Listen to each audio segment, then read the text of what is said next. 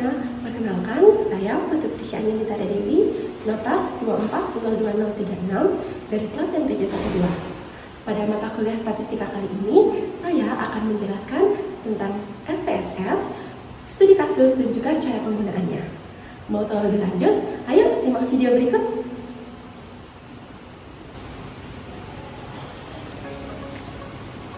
Halo semuanya, sebelumnya aku mau tanya dulu nih, siapa yang kalau dengar kata statistika langsung pusing?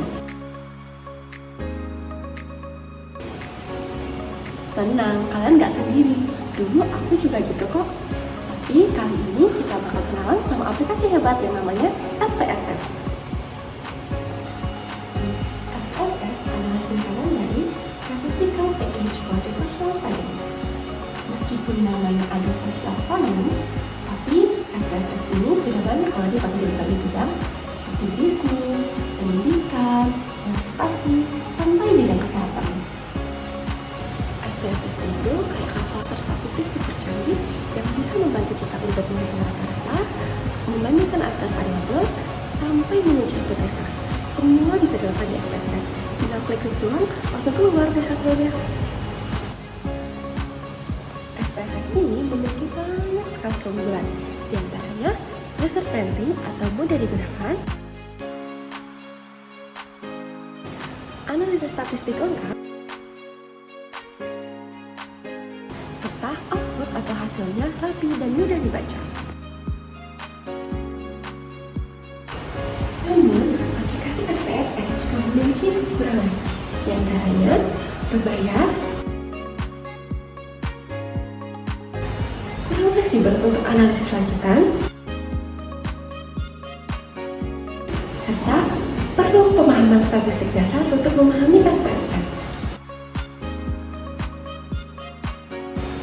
Nah, jadi buat kalian yang suka data, penasaran sama riset, atau cuma pengen lulus mata kuliah statistik tanpa drama, stay tune aja ya, karena kali ini kita bakal kupas tuntas SPSS dari yang paling dasar sampai yang bikin langsung kalian tersenyum dengan analisis kalian.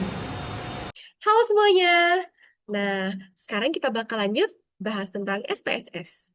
Sebelum kita lanjut ke contoh kasus dan juga cara penggunaan SPSS, kita review kembali apa sih SPSS itu?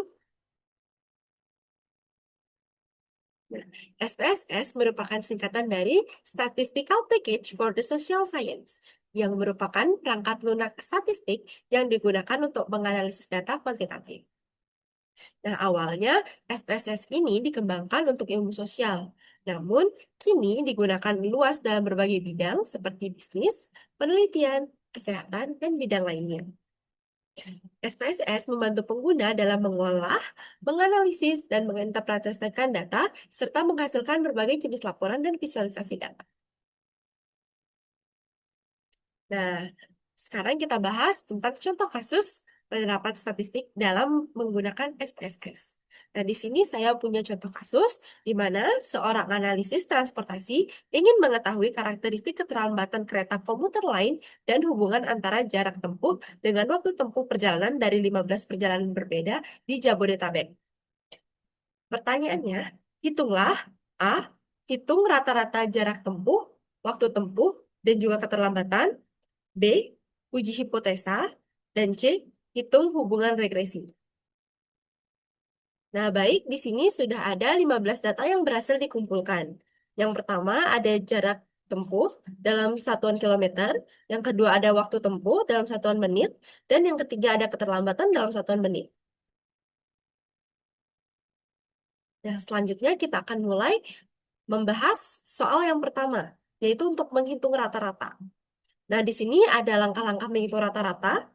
Yang pertama, buka aplikasi SPSS, kemudian file, kemudian open, kemudian data, dan juga pilih file Excel-nya. Yang kedua, klik menu Analyze, lalu Deskriptif Statistik, dan Deskriptif. Yang ketiga, masukkan variabel yang akan dihitung. Yang keempat, pilih menu option, kemudian klik min, atau yang dalam bahasa Indonesia artinya rata-rata. Yang kelima, klik OK dan hasilnya akan langsung keluar. Baik, kita akan coba. Nah, di sini kita sudah masuk ke tampilan SPSS. Di sini pertama-tama kita cari file, kemudian open, dan di sini ada data. Nah, di sini eh, kita cari file type yang berupa Excel. Pilih filenya, kemudian klik open. Dan klik OK. Nah, ini dia data data yang telah dikumpulkan. Kemudian kita mulai untuk mencari rata-ratanya. Untuk mencari rata-rata, kita perlu klik menu Analyze, kemudian Deskriptif Statistik, kemudian Deskriptif. Di sini kita masukkan variabel yang akan kita hitung. Di sini kita akan menghitung rata-rata ketiganya, baik dari jarak tempuh, waktu tempuh, dan juga keterlambatan.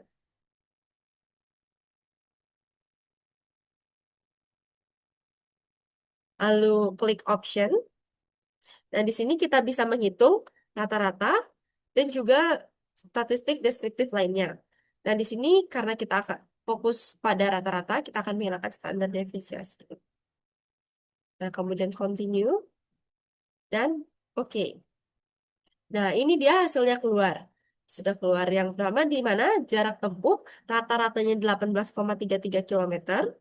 Kemudian waktu tempuh rata-ratanya 40,80 menit.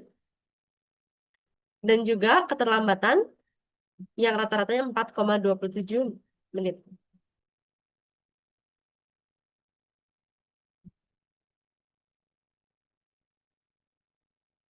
Nah, ini dia eh, hasil hitung rata-ratanya. Baik, kita lanjutkan ke soal yang kedua,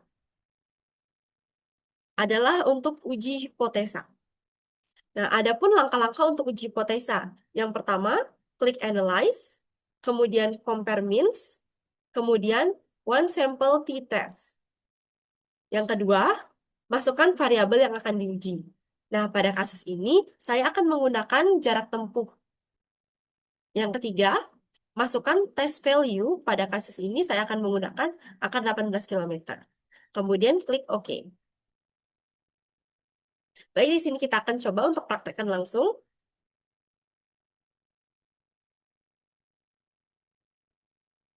Nah, yang pertama, kita masuk ke setelah balik ke SPSS tadi, kita klik menu Analyze. Kemudian masuk ke Compare Means, lalu One Sample T-Test. Nah, di sini kita akan menggunakan variabel jarak tempuh. Masukkan variabel. Test value, di sini kita masukkan 18. Kemudian klik OK. Nah, di sini akan keluar hasilnya.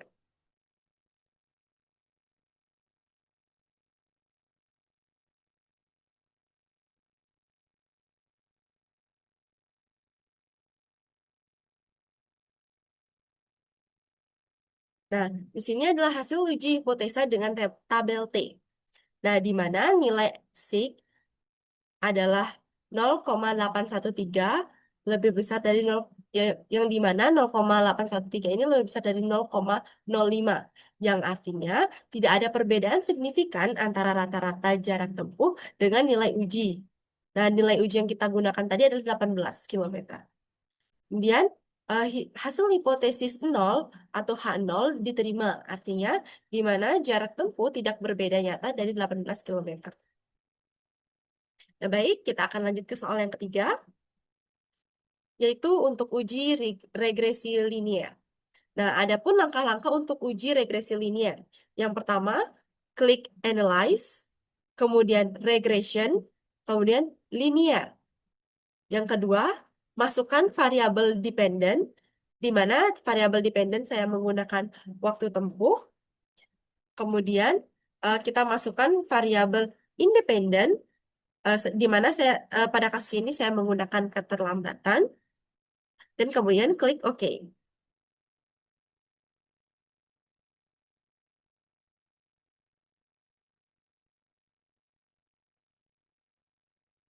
Baik, sekarang kita coba saja di SPSS-nya. Baik, setelah masuk kembali ke SPSS, kita klik lagi menu Analyze, kemudian Regression, kemudian Linear. Nah, di sini masukkan variabel dependent, di mana pada kasus ini kita menggunakan variabel dependent waktu tempuh. Kemudian masukkan variabel independent, yaitu keterlambatan. Nah, kemudian klik OK. Nah, di sini sudah keluar. Nah, di sini sudah keluar hasil uji regresinya.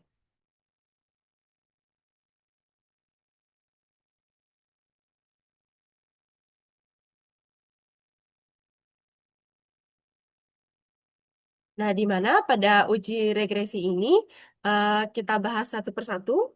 Yang pertama tentang ANOVA table. Nah, di mana nilai sig atau p-value adalah kurang dari 0,001. Berarti secara model regresi signifikan secara statistik. Jadi, maksudnya waktu tempuh benar-benar mempengaruhi keterlambatan. Nah, yang kedua kita akan bahas tentang model model summary yang dimana R kuadrat adalah 0,913. Artinya 91,3% variasi keterlambatan dapat dijelaskan oleh waktu tempuh. Nah, hal ini menunjukkan hubungan yang sangat kuat antara waktu tempuh dan juga keterlambatan. Kemudian yang terakhir adalah koefisien, di mana konstantanya adalah minus 5,555 yang hanya nilai awal dan tidak bermakna praktis karena biasanya waktu tempuh tidak bisa dimulai dari 0. Nah, kemudian ada koefisien 0,241 yang dimana setiap penambahan 1 menit waktu tempuh akan menambah keterlambatan sebesar 0,241 menit. Nah, yang terakhir nilai sig adalah kurang dari 0,01 yang artinya hubungan ini sangat signifikan. Nah, keterlambatan ini dapat dihitung dengan rumus keterlambatan pada kasus ini dapat dihitung dengan rumus minus 5,555 ditambah 0,241 dikali waktu tempuh.